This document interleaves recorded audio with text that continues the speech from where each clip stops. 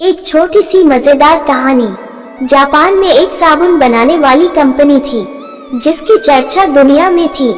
साबुन बनाने के मामले में उनसे कोई भी कंपनी टक्कर नहीं ले पाती थी। उस कंपनी की क्वालिटी प्रोसेसेस हर चीज में वो कंपनी नंबर 1 थी। लोग कहते थे साबुन हो तो इस कंपनी का हो, इस लेवल पर उनका नाम था। लेकिन एक बार उस कंपनी की साख में एक छोटा सा धब्बा लग गया।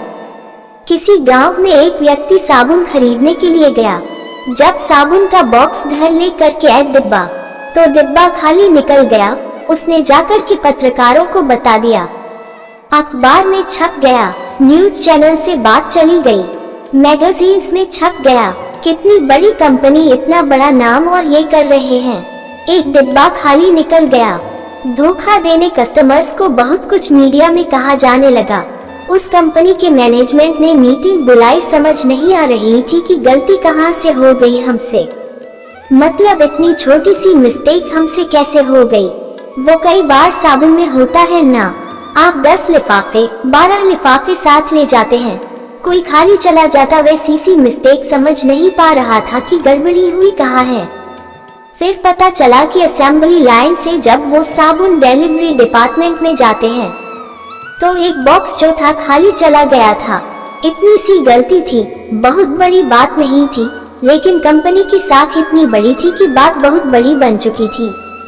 अब कंपनी वालों ने ये डिसाइड किया कि यह गलती कभी भी दोबारा नहीं होनी चाहिए। या आपकी हमारी एक ह्यूमन एरर है, लेकिन ये होना नहीं चाहिए। अब इसको क्या किया जाए? तो आइडिया मंगवाया गया। सब लोग अपना अपना आइडिया लेकर के आए। एक बंदे ने आइडिया दिया, वो पसंद आ गया। कंपनी वालों को आइडिया ये था कि जो असेंबली लाइन है उसके आखिरी में एक्सरे मशीन लगवाएंगे और एक हाई रेजोल्यूशन वाला मॉनिटर रखवाएंगे, कंप्यूटर रखवाएंगे, जिससे कि वहाँ एक व्यक्ति बैठे और वो चेक करता रहे कि कोई डिब्बा खाली तो नहीं जा रहा। अब उसके लिए खर्चा होना था। मशीन के लिए ऑर्डर दिया गया, उस एक व्यक्ति को अपॉइंट किया गया। ये बात उस कंपनी में हर एम्प्लॉय को मालूम चलती जा रही थी कि इस प्रॉब्लम का सल्यूशन क्या निकला। ये बात उस कंपनी में काम कर रहे हैं गार्ड साहब को भी मालूम चले और उनसे रहा नहीं गया। वो कंपनी के बॉस के केबिन में चले गए। बॉस, नहीं कह रहा हूँ गार्ड साहब, क्या कह रहे हो? उन्होंने कहा कि साहब छोटा मुंह बड़ी बात, लेकिन ये खर्चा आप फालतू में कर रहे हैं। जो कंपनी का बॉस था उसने कहा कि अरे गार्ड साहब, आपको मालूम नहीं है, हमारी कंपनी की साख पर धब्बा लग गया और आप कहाँ समझेंगे। ये सब हमें ये करना ही होगा ताकि कभी भी ऐसी कोई छोटी सी गलती ना हो, और हमारी कंपनी के लिए कितना बड़ा नुकसान हो गया। गार्ड ने कहा कि नहीं, मैं ये नहीं कह रहा हूँ कि आपको सुधारना नहीं है, सुधारिए, लेकिन इतना खर्चा करने की जरूरत नहीं। गार्ड साहब ने जो कहा सुनिएगा। गार्ड साहब ने कहा कि वो आप एक्सरे मशीन लगवा रहे हैं, मॉनिटर रखवा रहे, एक आदमी बैठा रहे हैं, इतना करने की जरूरत नहीं है। असेंबली लाइन से जब वो साबुन जो है, साबुन के बॉक्स जा रहे हैं डिलीवरी डिपार्टमेंट की तरफ, तो वहाँ पर एक बड़ा हाई स्पीड का इलेक्ट्रिकल पंखा लगवा दो।